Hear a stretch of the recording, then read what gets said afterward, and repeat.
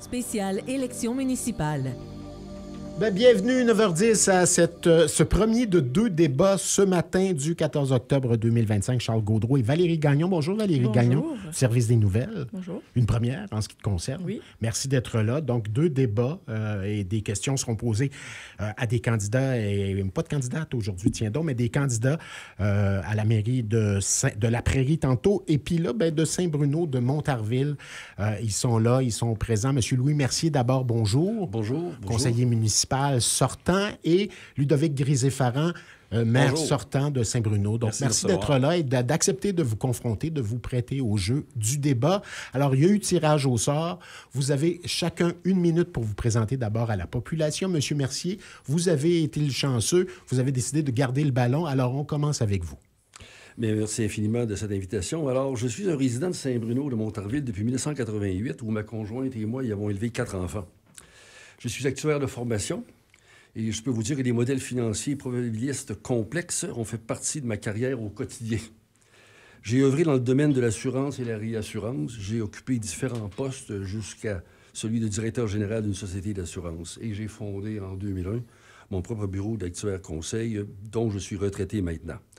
La vie professionnelle a été bien chargée, évidemment, mais ça ne va pas empêcher de m'impliquer au niveau communautaire et dans des causes importantes. J'ai été trésorier de l'association de basketball durant 3 ans, président et administrateur de la Fondation du Mont-Saint-Bruno, pendant plus de 10 ans, membre du défunt comité de finances de la ville de Saint-Bruno durant 16 ans, à partir de 2006, lors de la reconstitution de Saint-Bruno, jusqu'à 2021. En terminant, monsieur. Présence assidue au conseiller municipal. J'ai une action en justice contre le gouvernement dans l'agglomération et je suis un membre fondateur du comité piscine, où j'ai fait économiser des millions de dollars à la grandeur du Québec et bien entendu à tous les Montarvillois. Merci, monsieur Louis Mercier, donc, qui se présente à la mairie de Saint-Bruno-Montarville. Le maire sortant maintenant, Ludovic Grisé-Farrand. Vous avez 1 minute, allez-y. Alors, bonjour à tous. Écoutez, je me présente, Ludovic Grisé-Farrand, maire de Saint-Bruno, donc depuis 4 ans maintenant. Je suis comptable professionnel agréé et j'ai une maîtrise en comptabilité. Je suis né ici et j'ai toujours été très impliqué dans ma ville et je suis montarvillois de 5e génération. J'aime profondément Saint-Bruno et nos citoyens, mais c'est un honneur et un privilège pour moi de continuer à les représenter à la tête de notre ville et d'y élever ma famille, qui d'ailleurs va s'agrandir au printemps prochain 2026 avec un 2e enfant. Au cours des dernières années, notre équipe a travaillé sans relâche pour faire de Saint-Bruno une ville exceptionnelle, dotée d'un cadre de vie unique, tout en rétablissant un cadre harmonieux. Avec un fort esprit de collaboration, on a résolu de nombreux dossiers, on a amélioré notre ville et fait avancer les projets, tout en maintenant un compte de taxes résidentiel sous le taux de l'inflation. En termes de projet, je pense à la réalisation du polydôme, du complexe sportif, à la protection des fameux boisés, des Tilleuls, Guy-la-Liberté et Sabourin, par exemple. Et en terminant? Je pense à la venue de 280 nouvelles places de garderie et il reste beaucoup à accomplir. Alors, c'est pour ça qu'on a une vision claire. Améliorer la qualité de vie des Montarvillois en respectant leur capacité de payer et préserver le cachet unique de notre ville. Alors, on va être à l'écoute des citoyens encore et être transparent. Ludovic Grisé-Farrand, merci infiniment. On s'arrête là-dessus et on commence le débat.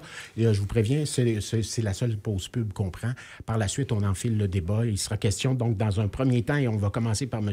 Grisé-Farrand, il sera question de mobilité. Vous écoutez L'Affaire est publique avec Charles Gaudreault. De retour au débat de Saint-Bruno. Donc, on commence avec M. le maire sortant, Ludovic Grisé-Farrand. Première question.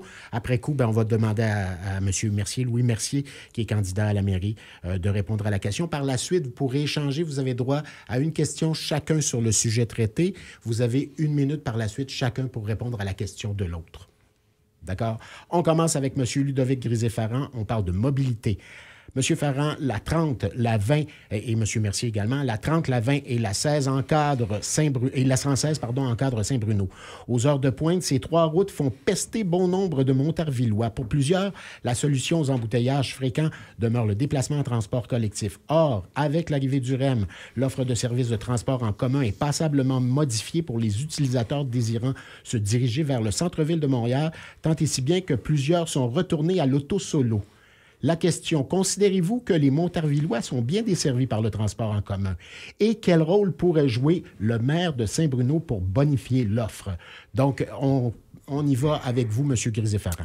Bien, tout d'abord, écoutez, on a un bilan viable au niveau du transport collectif, et ce, même en contexte là, de coupe drastique par le gouvernement provincial. On a bonifié le transport à la demande dans 2 nouveaux secteurs. Il y a eu la création de la ligne 160 vers Panama, de la ligne 192. Il y a eu la bonification des heures de la 99 et de la 199. Il y a eu la sauvegarde également du train de banlieue que l'ARTM là, voulait abolir, donc la ligne 13, pour laquelle on s'est battu. La recharge en ligne avec la carte opus via l'application, l'arrivée de nouveaux abribus et la création du premier comité d'experts là, composé d'usagers pour mieux répondre en fait à la demande et améliorer l'offre de services. Ensuite, pour le prochain mandat, on veut fournir le transport en commun gratuit aux 65 ans et plus en période hors pointe. On veut implanter une ligne directe vers le cégep Édouard-Montpetit et l'hôpital Pierre-Boucher et desservir le pôle sportif Marie-Victorin. On a aussi donné le mandat à une firme de concevoir un plan de mobilité pour la ville, incluant la sécurisation des zones scolaires et la circulation de transit. Et on a un nouveau pôle de mobilité intermodale qui s'en vient aux promenades, qui s'ajoute à toutes les nouvelles pistes cyclables que l'on va faire partout dans la ville. Donc, Clairvue, Montarville, Seigneurial. Merci, M. Ludovic Grisé-Farrand. La question s'adresse maintenant à M. Mercier. On vous écoute 2 minutes. Écoutez, en matière de transport collectif, Saint-Bruno, c'est vraiment le grand parent pauvre dans l'agglomération de Longueuil. Quand on regarde au niveau des autobus, essentiellement, le service d'autobus qu'on a, c'est le 99. Certes, il s'est ajouté un autobus qui transite vers Panama, mais les besoins sont au niveau du 99. Les horaires sont faméliques. Aux heures de pointe, l'autobus est à peu près aux 30 minutes. Aux heures creuses, 1 heure. Pendant ce temps-là, vous avez le service Exo qui passe sur la 116, qui, lui, a une fréquence 2 fois plus élevée que celui du 99. Maintenant, si on regarde au niveau du train, qui est là, qui est un moyen de transport excessivement important, structurant. En Europe, on le retrouve. Malheureusement, on a 2 gares excentrées. Une qui est dans le parc industriel et l'autre qui est à Saint-Basile. Il y a des gens de Saint-Bruno qui veulent aller prendre le train à la gare de Saint-Basile, mais ils sont en zone 3, donc ils payent plus cher parce que partir du sommet Trinité, par exemple, et aller dans le parc industriel, ça n'a aucun bon sens, ça prend à peu près 20 minutes. Donc, on est vraiment le parent pauvre et, à mon avis, il faut absolument redresser cette situation-là. Et si ce n'est pas redressé, il faut demander une baisse de la quote-part de l'agglomération de Longueuil afin que les Montarvillois aient le même service que tous les autres citoyens dans l'agglomération de Longueuil. Voilà, merci beaucoup, Louis Mercier. La question, donc, est posée par M. Grisé-Farrand. M. Mercier, avez-vous une question pour M. Mercier? Oui, bien écoutez, dans l'article Journal des Versants, vous dites que vous ne souhaitez pas vous occuper des affaires courantes de la ville et que vous vous élevez au-dessus de cela. Et le transport collectif, selon moi, en fait manifestement partie. Ce qui m'étonne, c'est qu'après 4 ans à la mairie, bien, le plus gros de mon travail, c'est des demandes associées à ces fameuses affaires courantes, comme le transport collectif.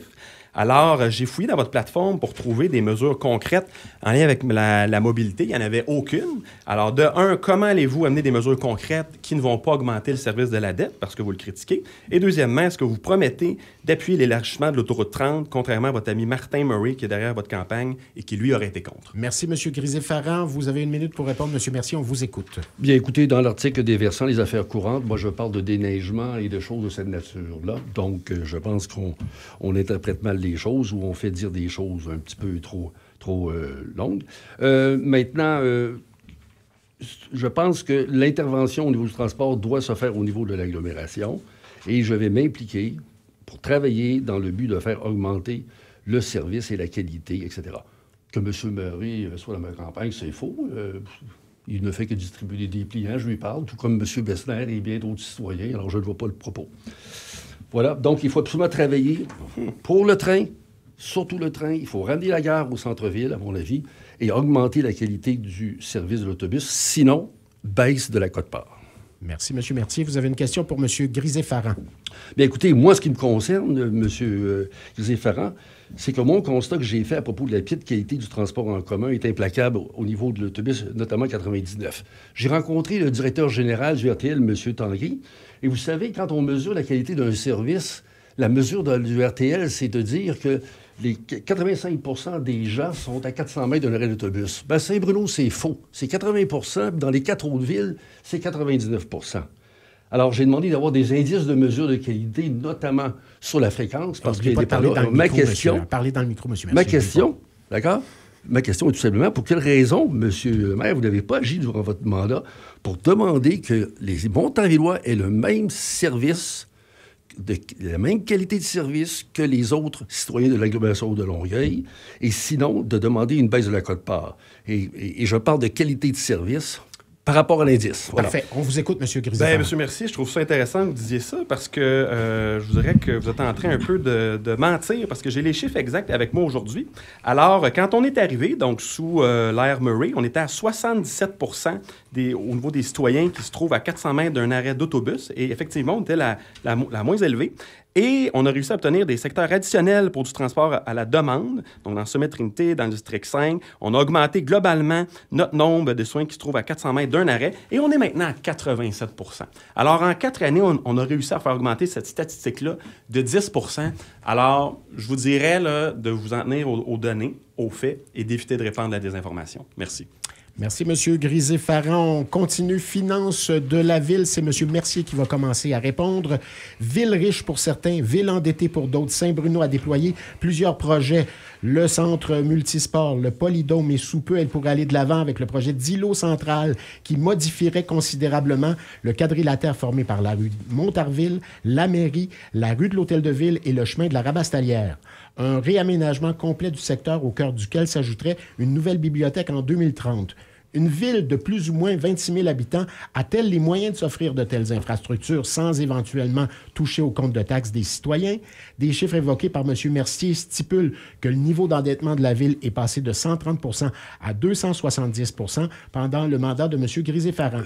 Est-ce que la ville de Saint-Bruno se dirige vers une impasse financière? On commence par vous, M. Mercier. 2 minutes pour répondre. Écoutez, monsieur, je dois quand même redresser une information. Je n'ai pas dit que le taux d'endettement est passé sous son administration. Ce sont des chiffres relatés, non pas dits. Voilà. En 2026... Il se mélange dans ces mensonges. Monsieur... S'il vous plaît, mais ce sont des chiffres relatés par M. Mercier, pas... on se faisait interrompre au conseil et vous voyez ce qui se passe. Alors, allez-y. Donc, la dette va monter à 270 % en 2026. Il faut quand même relativiser les choses. Il y a beaucoup d'éléments ici qui ont été prévus, qui ont été comptabilisés dans les rapports d'experts. Et d'ailleurs, il y a un rapport d'experts qui a été fait par une société qui s'appelle Abscis Recherche et qui, justement, est venu calculer la valeur des projets immobiliers à Saint-Bruno. Et c'est là que ça m'interpelle, parce que ce rapport-là nous indique que, globalement, dans le développement de Saint-Bruno, on a un déficit de 25 millions de dollars. Et ça, c'est un rapport d'experts qui nous dit cela. En terminant? Alors, il va falloir, à mon avis, augmenter les impôts éventuellement. Et donc, au niveau, globalement, des infrastructures qui sont là, on les a travaillées au niveau du PTI. Et il faut s'assurer qu'on puisse les payer. Et à mon avis, avec les redevances qui sont mal calculées et mal interprétées, d'accord, à terme, on va devoir dire aux gens que les impôts vont augmenter et il faut refaire le rapport d'Axis. Quand vous parlez d'impôts, vous parlez de taxes municipales. Oui, de taxes municipales, les impôts fonciers. Et donc, je pense que et donc, c'est important qu'on refasse le rapport d'Abscis pour bien comprendre les chiffres. Merci, M. Mercier. On vous écoute, M. Grisé-Farran. Bien, écoutez, la réponse est non. C'est encore faux. M. Mercier exagère les chiffres pour son propre intérêt politique. Là, écoutez, nos analyses financières ont démontré un sous-investissement majeur dans nos infrastructures quand on est arrivé. Et on a été obligé d'investir massivement dans nos routes, dans notre déneigement et dans nos infrastructures sportives. Et sous l'administration Murray, qui est derrière la campagne de M. Mercier, il y avait beaucoup de chicanes. Et les projets ne se faisaient pas. Alors, on a dû se taper en un mandat 8 ans d'inertie complète et totale. Par exemple, l'administration précédente avait resurfacé seulement 1200 mètres linéaires de rues en 2021. On en a fait 4500 en 2022, soit 4 fois plus. Et il n'y avait pas eu de projet structurant au niveau des infrastructures sportives depuis 1972 à Saint-Bruno. Alors, il fallait se réveiller. Ça prenait une équipe qui allait aller de l'avant et faire les investissements structurants qui s'imposaient. Et tout ça en maintenant le compte de taxes résidentielles sous l'inflation. Alors moi, je trouve ça épouvantable quand M. Mercier parle que pour tout ça, il va devoir augmenter le compte de taxes des citoyens de Saint-Bruno, alors que les gens ont de la misère à joindre les deux bouts en ce moment. On parlait qu'il y a des gens qui étaient là à 200 $ au niveau de leur compte de banque en ce moment. C'était un article dans les médias. Et également, on va chercher beaucoup de nouveaux revenus. Par exemple, Montoni, l'entreprise qui est arrivée dans l'écoparc récemment, c'est comme si on avait augmenté de 45 % les entreprises dans l'écoparc avec une seule entreprise. Donc, ça a donné des millions de dollars en revenus. Et il n'y en a pas de problème à Saint-Bruno. Et notre propre consultant qui regarde les projections financières de Saint-Bruno a confirmé à la Ville qu'on était dans une excellente situation financière et que dans la phase dans laquelle on est, c'est tout simplement faire la bonne chose que d'investir dans nos infrastructures, dans l'existant, OK, pour réparer ce qu'il y a, les sous-investissements chroniques du passé. Merci. Merci, M. Ludovic Grisé-Farrand, maire sortant de Saint-Bruno, le conseiller sortant. Louis Mercier, vous avez une question pour M. Grisé-Farrand concernant les finances. Monsieur le maire nous parle d'un rapport de consultant, je ne sais pas lequel. Malheureusement, je ne l'ai pas vu, donc on va cacher l'information. Moi, je travaille avec le rapport de la société Apsis, recherche que j'ai vue, où on nous dit qu'il y a un déficit de 25 millions. De plus, et là, ce qui est important, c'est que je veux donner l'information financière. Et je reviens sur le complexe sportif qui a été fait il y a 3 ans, où il y a eu une analyse disant que c'était moins cher de faire le projet dans le parc Marie-Victorin, quand on fait une véritable analyse financière et non pas comptabiliser les coûts de construction seulement, mais tous les éléments financiers, en réalité, il manquait 10 600 000 dans l'analyse. Bon, vous avez une question pour M. Grisé-Farrand? J'aimerais savoir pourquoi est-ce que le maire ne donne pas cette information-là aux citoyens et qu'on puisse l'expliquer. On cache l'information et c'est déplorable. Merci, M. Mercier. Allez-y, M. Grisé-Farrand. Vous avez 1 minute pour répondre. Toute l'information a été donnée publiquement. Ça a été calculé par l'administration. Donc, je pense que c'est quand même insultant d'accuser l'administration de mentir. Au niveau du rapport Apsis, j'ai les chiffres ici. Rapport Apsis, valeur actualisée nette de 8 millions sans un écoparc et de 162 millions avec un écoparc. Donc, au niveau du rapport Apsis, tout est beau. Et au niveau du complexe multisport, bien, écoutez, premièrement, vous le vouliez au centre-ville, à l'école secondaire. Donc, c'était l'option la plus coûteuse. Je trouve ça paradoxal parce que vous avez passé votre temps à critiquer que la dette augmentait, alors que si ça avait été votre option, la dette aurait explosé encore plus. Pourquoi? Parce qu'au centre-ville, on aurait dû faire le même projet, mais en faisant du stationnement intérieur à 100 %, excusez pas à 100 %, à 85 % du stationnement intérieur, ça coûte une fortune. Alors, les coûts du complexe sportif auraient explosé avec ce que M. Mercier aurait voulu faire. Alors, M. Mercier, arrêtez avec la désinformation. Tout a été donné dans le référendum, c'était clair, et c'est de l'information qui a été produite par l'administration. Ça, c'est des gens qui n'ont pas d'intérêt politique comme vous, M. Mercier. Merci, M. Grisé-Farrand. Vous avez une question pour M. Mercier? Oui, bien écoutez, M. Mercier, vous avez mentionné dans un article des Versants que votre objectif pour lequel vous étiez présenté comme conseiller en 2021 était de déposer une poursuite contre le gouvernement du Québec en lien avec l'agglomération. Donc, tout d'abord, c'était pas du tout dans votre plateforme à ce moment-là. Donc, je trouve ça assez ordinaire que vous l'ayez caché aux électeurs du District 5. Et je trouve paradoxal que vous critiquiez notre gestion des finances, mais que vous n'hésitez pas à dépenser plus de 10 000 de fonds publics dans ce projet que vous allez vous-même qualifier de personnel, alors que vous aviez dit au journal local que vous ne prendriez pas d'argent public pour faire ça. D'abord, n'êtes-vous pas en conflit d'intérêts dans ce dossier? Deuxièmement, allez-vous rembourser à la Ville les 10 000 de fonds publics utilisés pour votre projet personnel si vous êtes débouté en cours de justice? Et si jamais vous êtes maire, allez-vous piger encore une fois dans le pot de bonbons pour votre Une question à 3 volets, si j'ai bien compris. Voilà. Monsieur Mercier, répondez. Je vois pas la pertinence avec la mise en contexte. C'est les finances publiques, Monsieur Mercier. Voilà, continuez. Concentrez-vous sur votre réponse. Moi, gérez, moi. D'accord.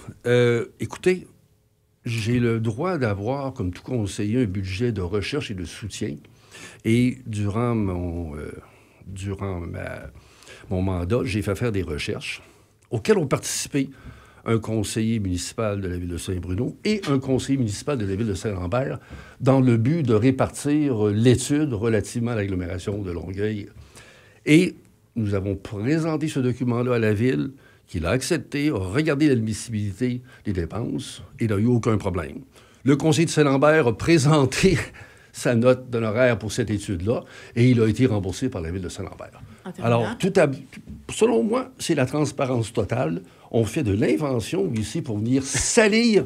On fait de l'invention de fait pour venir ternir ma réputation. Pour moi, tout est fait et j'invite le maire à aller voir les documents tels qu'ils ont été présentés, les notes d'honoraires, et de s'en satisfaire, ce qu'il n'a pas fait, à mon avis, jusqu'à présent. Merci, M. Louis Mercier. Troisième question, on parle de développement économique maintenant. C'est M. Grisé-Farrand qui va commencer, qui va répondre. Donc, on parle de développement. La transformation de MET Aéroport métropolitain de Montréal, dont le nouveau terminal sera achevé sous peu, pourrait considérablement transformer les secteurs industriels montarvillois, Gérard Filion, comme l'Écoparc. Quelles sont vos visions d'avenir pour ces secteurs névralgiques? Pourrait-on assister à des projets d'expansion industrielle au sud de la 116, ce qui modifierait éventuellement le plan d'urbanisme qui allait plutôt vers un développement résidentiel dans ce secteur? Monsieur Grisé-Farrand, on vous écoute. Vous avez 2 minutes pour répondre. Mais d'abord, on pense que le développement économique ne doit pas se faire au détriment de notre qualité de vie. Et concernant l'aéroport, on pense que l'acceptabilité sociale n'est pas là pour notre ville. Cependant, ce n'est pas parce que ce n'est pas de notre juridiction qu'on ne peut rien faire. Alors, on a voté plusieurs résolutions en lien avec le dossier. Je suis moi-même intervenu dans plusieurs médias pour partager notre position. Et on a d'ailleurs 5 demandes précises pour réduire les nuisances pour nos citoyens. Et on est en discussion avec l'aéroport pour qu'ils les réalisent. Un exemple que je peux donner, c'est l'interdiction des vols de nuit, qui sont très chers à nos citoyens. Ensuite, écoutez, au niveau du parc industriel. Donc, on est ouvert au développement économique. On a d'ailleurs un bilan viable à ce niveau-là. Donc, on a mis en place une stratégie de développement de nos parcs industriels qui a porté fruit. Comme j'en parlais tantôt, on a le nouveau pôle logistique Montoni dans l'écoparc qui, à lui seul, comblait 45 des terrains de l'écoparc. Et les entreprises savent qu'on est ouvert à un développement ordonné qui respecte la qualité de vie des Montarvillois. Il y a d'ailleurs Alstom actuellement qui vient d'ajouter 150 nouveaux emplois sur son site de Saint-Bruno. Et on a aussi créé un bureau de commerce là, pour mieux gérer cette croissance-là. Et finalement, on a aussi changé notre politique d'achat local qui a permis donc d'augmenter là, de 43 l'achat local de la ville l'an dernier. Parlez-nous du sud de la 116. Oui, là, on veut vous entendre au niveau là-dessus. du sud de la 116. Alors, pour le moment, il n'y a aucun changement de zonage qui est prévu. Et quand le développement arrivera, il y aura une consultation qui se fera. Par contre, l'administration est en réflexion par rapport à ce zonage-là. Donc, il va y avoir du résidentiel, mais il se demande, est-ce qu'on ne devrait pas ajouter aussi du commercial ou une portion écoparc à cause des disparités dans les revenus pour les citoyens? Et c'est du 1 pour 10. Alors, c'est tellement plus rentable de faire du commercial que du résidentiel qu'il y a un questionnement en ce moment. Par contre, c'est les citoyens qui ont le dernier mot. Alors, il y aura une consultation lorsqu'on sera rendu à ce projet-là et les citoyens pourront décider quel genre de développement ils veulent dans le secteur. Monsieur Mercier, on vous écoute. Louis Mercier, vous avez 2 minutes pour répondre à cette question. Je vais écrire un point sur l'aéroport métropolitain. Je dois vous dire que l'administration en place s'est traîné les pieds durant 2 ans de temps dans le but de prendre le parti des citoyens dans ce dossier-là. On a tenté de sauver la chèvre et le chou. Et quand on parle de juridiction supérieure et qu'on ne peut pas intervenir, moi, je vous rappelle que dans le dossier des piscines, en 2022, le maire nous disait « Oh, les piscines, on ne s'en occupera pas, c'est malheureux pour les citoyens parce que c'est une juridiction. C'est une juridiction provinciale. » Ben moi, j'ai retroussé les manches et j'ai produit des résultats qui ont permis de faire économiser beaucoup d'argent. Maintenant, à la question, si on veut bien y répondre, le développement industriel au sud de 116, il est voulu dans les plans de faire de l'industriel au sud de 116 et on va venir avec cela complètement enclaver le développement immobilier qui se fait derrière, dans le projet des PPU des promenades. Alors, on va y avoir un ghetto de ce côté-là. Et en plus, il y a une maison ancestrale à Saint-Bruno qui est la maison Cracus. Mais quand on regarde les projets qu'on nous a soumis, on va venir enclaver cette maison-là dans un parc industriel à devenir. Et à mon avis, les citoyens n'en veulent pas. Il ne faut pas consulter les citoyens dans 10 ans parce que l'impact de tout cela, c'est aujourd'hui. Et il faut tout de suite en parler aux citoyens. Encore une fois, on ne donne pas les grandes orientations d'information de cette nature-là et financière. Voilà. Parlez-nous de l'aéroport aussi. On veut vous entendre sur l'aéroport métropolitain. Bien, l'aéroport Met, ça va empoisonner la vie des citoyens de Saint-Bruno. Ça, c'est sûr. Et c'est bien malheureux. On en subit les conséquences. Il y a des personnes qui vont vous dire « Ah, je vais pouvoir aller prendre l'avion pour aller plus vite, etc. » Ça va m'éviter d'aller à Montréal-Trudeau. Mais c'est très peu de gens. Dans l'ensemble, ça va pourrir l'existence. Ça va pourrir l'existence des Montarvillois. Merci, Monsieur Mercier. Monsieur Grisé-Farrand, vous avez une question pour Monsieur Mercier? Oui, écoutez, vous dites vouloir vous adresser aux nuisances sonores comme celle de l'aéroport. C'est très bien, nous aussi. Mais j'ai fait la rencontre d'une citoyenne de votre district en porte-à-porte qui m'a confié que dans une séance du conseil municipal, jadis, alors que les citoyens se plaignaient des nuisances sonores de la 116, vous auriez crié en pleine séance du conseil « Fermez vos fenêtres ». Alors, M. Mercier, quand l'aéroport sera ouvert et que des citoyens se plaindront du bruit, allez-vous encore leur dire de fermer leurs fenêtres en guise de solution? C'est faux. J'ai dit ça en séance du conseil. C'est faux, cet argument-là. Vous n'étiez pas conseiller, vous étiez citoyen, vous étiez dans la séance du conseil. Donc, c'est faux. Donc, la citoyenne ment. Là, quand j'étais citoyen dans la salle et ça a été dit, bien depuis, j'ai mieux compris. Je peux vous dire qu'au niveau du Sud 116, j'ai tenté de travailler pour faire diminuer la vitesse de 90 km/h à 70 km/h dans le but d'apaiser le bruit. Pourquoi à Saint-Bruno, dans le tronçon de Seigneurial jusqu'à Boucherville, c'est 90 km/h, tandis que de Boucherville jusqu'au rang Robert, la rue Robert à Saint-Basile, c'est 70. Pourtant, on retrouve des arrêts d'autobus, des feux de circulation, des intersections de rue, etc., etc. C'est le même déploiement. Nous, à Saint-Bruno, c'est 90 km/h. Je dis, et je le dis, dans mon programme, il faut baisser les nuisances sonores et je vais retravailler à baisser la vitesse le 116. Ça a été très difficile parce que l'information, on l'a eu au compte-gouttes. Vous avez une question, M. Mercier, pour M. Grisé-Farand, concernant le développement économique. Moi, j'aimerais revenir, si vous voulez, sur l'aéroport. Ma question, c'était surtout tournée vers l'aéroport. J'en aurais sur l'économie, mais je préfère parler de celle de l'aéroport.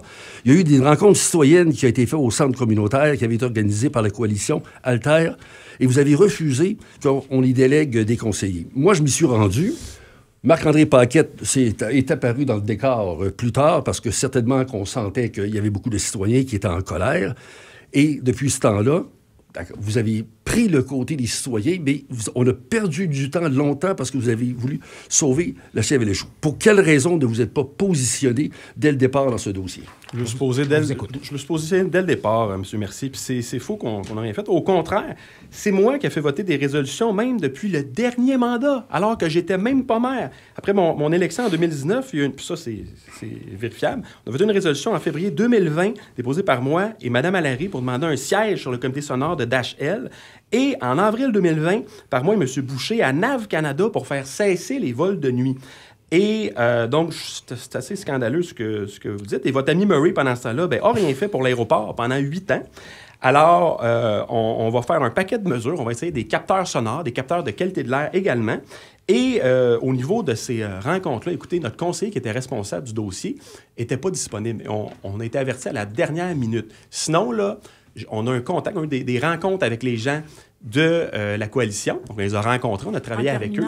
Alors, c'est faux de dire qu'on ne s'est pas positionné. Je me suis toujours positionné dès le début. J'ai dit que c'était pas une bonne idée, l'expansion, et que ça valait pas la peine pour sauver une fois par année 45 minutes d'auto vers Dorval. Merci, M. Grisé-Farand. Donc, on commence par M. Mercier. Dernière question du débat. Environnement, développement immobilier et logement social. Le nouvel écoquartier des Promenades est en train de voir le jour avec la construction des 3 tours d'Affinity, 14 étages. Un autre projet, Vertuo, s'ajoutera sous peu, tant et si bien que d'ici 15 ans, 4700 logements seront construits derrière les promenades Saint-Bruno. On parle ici d'un endroit plutôt luxueux qui comprendra une proportion de 10 % de logements abordables dans un avenir rapproché ou éloigné. 2 questions. La première, logement social, logement abordable, Saint-Bruno pourrait-il en faire davantage au cœur de son village pour attirer des clientèles plus vulnérables économiquement? Comment voyez-vous cet aspect de plus en plus important dans nos villes? Et deuxième question, une partie de l'écoquartier sera branchée sur le gaz naturel de l'énergie fossile qui produit des GES. Y voyez-vous une contradiction avec la vocation du projet? Quel rôle peut jouer la Ville pour faire respecter dans ce projet un règlement municipal qui interdit pourtant les branchements au gaz naturel pour les nouvelles constructions sur son territoire? Donc, on vous écoute, monsieur. C'est M. Mercier qui commence. Je vais commencer par l'écoquartier et le branchement au gaz. C'est malheureux parce qu'on a adopté un règlement à la Ville de Saint-Bruno au mois de juillet 2024 qui est inférieur à celui de la communauté de la CMM. Et on l'a fait parce que, si on ne l'avait pas fait, à compter du 1er janvier, celui de la CMM prévalait. Et il est inférieur, pourquoi? Parce qu'on vient définir la notion de petit bâtiment qui va être soustrait de l'utilisation de gaz. Et le petit bâtiment qu'on a défini, il est plus petit que celui de la communauté métropolitaine de Montréal par 3 fois, dans une proportion de 3 fois. Alors, c'est très malheureux qu'on ait fait cela, et à mon avis, il faudra que ça soit corrigé le 2 novembre pour qu'on puisse dire à Saint-Bruno que ce règlement-là, il est meilleur. Alors, le gaz, évidemment, je reviendrai dans une question. C'est très malheureux parce que l'écoquartier est entaché par le fait qu'il va y avoir du gaz. Maintenant, sur le logement social, écoutez, il y a le projet Paillasson qui est en cours de construction. Ça a été lancé en 2018. Ça a été long. Je dirais que les gens qui ont été autour de la table, peu importe le parti, j'en ferai pas de polémique, ont travaillé pour l'avancement de ce dossier-là. Maintenant, pour l'avenir, effectivement, c'est important que si on refait du logement social, et on va s'y pencher dessus, il faut s'assurer de le faire possible le plus près du centre-ville, des services, le transport en commun, et non pas aller l'enclaver. Oui, on va faire un projet derrière les promenades de logement social, je le salue, mais le risque, c'est qu'on vient de l'enclaver, notamment en plus si on vient redéployer un secteur industriel qui va venir faire une barrière face à tout cet îlot-là derrière les promenades. Voilà. Merci, M. Louis Mercier. On vous écoute, M. Grisé-Farrand. Merci. M. Mercier, on rappelle, est conseiller sortant à Saint-Bruno de Montarville et il est également candidat à la mairie. Le maire sortant, Ludovic Grisé-Farrand, vous avez 2 minutes pour répondre à ma question. Oui, en fait, au niveau du gaz dans l'écoparc, effectivement, c'est paradoxal, mais il y a une nouvelle règle qui a été sortie comme quoi le gaz maintenant dans ce genre de projet serait du gaz renouvelable. OK? Et c'est Hydro-Québec qui nous a dit que ça ne fonctionnerait pas de faire ça 100% à l'électrique parce que pour faire ça 100% à l'électrique, il faudrait doubler les infrastructures nécessaires pour transporter l'électricité dans l'écoparc. Et on s'entend que c'est pour 20 jours par année. Alors, s'il y a du gaz renouvelable qui est utilisé, qui est arrimé au niveau de l'électricité, c'est 20 jours par année quand il fait très, très, très froid. Alors, pour Hydro-Québec, c'est vraiment pas une bonne idée. Par contre, c'est notre administration qui avons instauré le règlement pour que toute construction en bas de 3 étages soit 100% à l'électricité. Ensuite, au niveau du logement social, bien, écoute, on est l'administration qui en a démarré le plus. Donc, il y a eu 25 logements sous l'administration Benjamin dans le temps. Ensuite, sous l'ère Murray, la chicane a pogné, donc ils n'en ont fait aucun. Et ensuite, on est arrivé avec le projet Paillasson, donc 28 nouveaux logements au centre-ville. C'est nous qui l'avons livré.